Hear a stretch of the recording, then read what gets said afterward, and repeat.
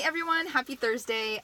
Just got back into Chapel Hill from an event that I went to over in North Raleigh. I went to the North Raleigh inaugural chamber event. So they are starting a chamber up in North Raleigh, and it was an incredible event. So many good people to network with. The turnout was much higher than they anticipated. Shout out to John for providing lunch for everyone. There's so many people that we had to order more food, which is super great.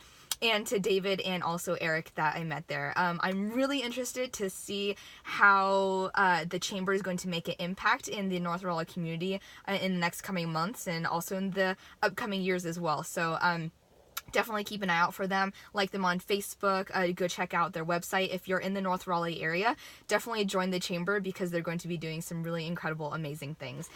But anyway, so for this Thursday, what's on the agenda is talking about nurturance. And so this is something that I really love talking about. I think that I'm a very nurturing person, and from this assessment, apparently I am. So starting off with the definition here. If you have very high nurturance, you are a very compassionate to the needs and problems of others. You readily provide sympathy, comfort, and support to others because you find it personally gratifying to provide assistance whenever possible. Whether it is children, the disabled, or others in need, you experience great concern for others' welfare. Consequently, the dependent individuals in your life are probably aware of your compassionate nature and come to you frequently for help. You are most willing to do whatever you can to assist them, and occasionally may overextend yourself when giving help. As a result of this characteristic, others probably consider you to be a very supportive and charitable person. Occasionally, some may resent your benevolence because they consider you to be a martyr who sacrifices your own interests to help others. If you score low in autonomy, control, tough-mindedness, and or contentment, you need to be aware of the tendency to take on others' problems as your own and possibly become overwhelmed by them. When others have problems, it may be difficult for you to be direct with them since you do not want to add to their difficulties. If you are responsible for managing others, keep this in mind, since it will reduce your effectiveness in some circumstance. So let me see if there is a portion for this one that has career and social. Yes, there is. Okay, perfect. So this trait is an asset because you can communicate your concern for others and are willing to help and assist them in times of need. For career, by listening to the problems of others and helping solve them, you can improve relations on the job. This trait is valuable in situations that involve ongoing communication and concern for others, and can be particularly valuable in service careers.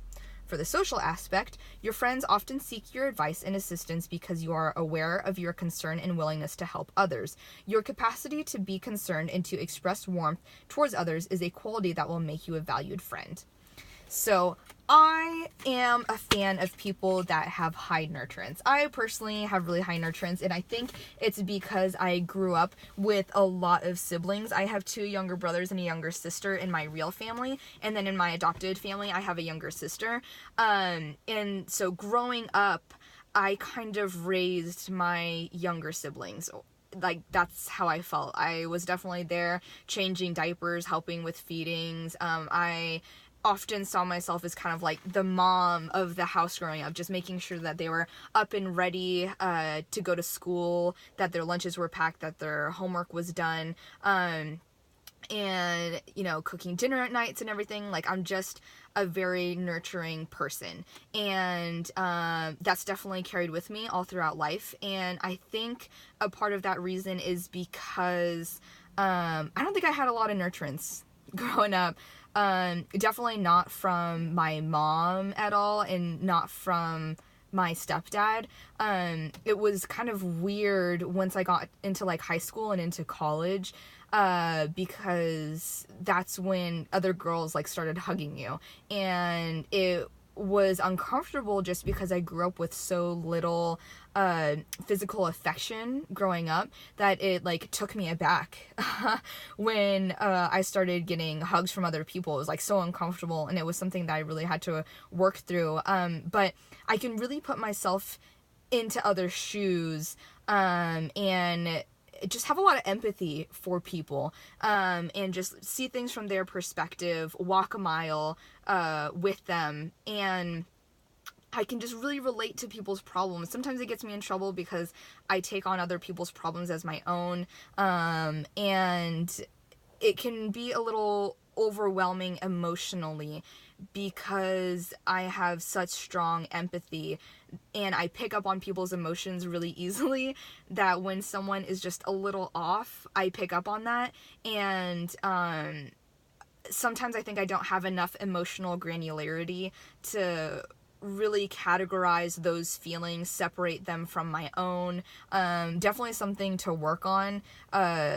So I mean, there's pros and cons to it, but I really enjoy people who are also nurturing, that just genuinely want the best for people. The people that I have conversations with and just never have bad things to say about other people are just A+ people in my book. And my adopted younger sister, and her husband, which is also my longtime friend from college, it's just every interaction with them is just so pleasant because they just talk about really happy things. They don't have anything bad to say about other people. Whenever I go and visit them in Charlotte, they're just always like, oh, do you want to do this? Here, let me get these things for you. They're very conscious about my time and my feelings. And I just really enjoy people that have high nurturance. It's just, I don't know. It just makes me really happy.